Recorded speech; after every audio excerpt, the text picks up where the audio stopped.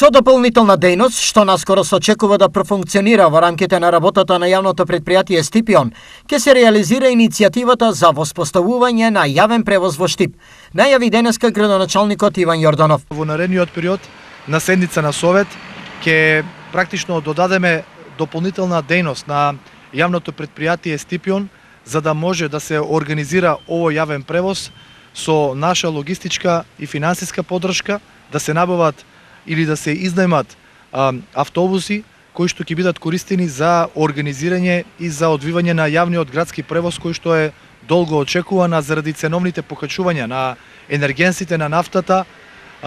Има потреба од него и граѓаните веќе неколку пати бараат и имаат барање до нас како локална самоуправа конечно да се воспостави овој јавен превоз.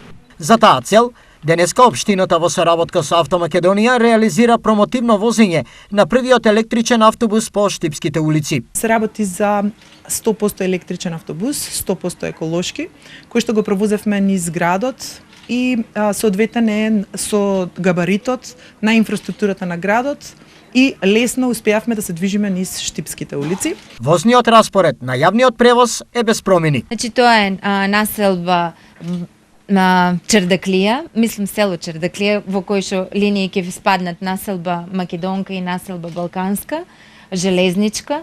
Сите тие се опфатени со линијата до Чердаклија, потоа имаме линија до Три Чешми, во која што исто пак е опфатена населба железничка, имаме до Старкар Орман, во кој што ќе бидат опфатени населби Баби, Дузлак, Баби посебни градски линии, центар кој што ќе гравитираат.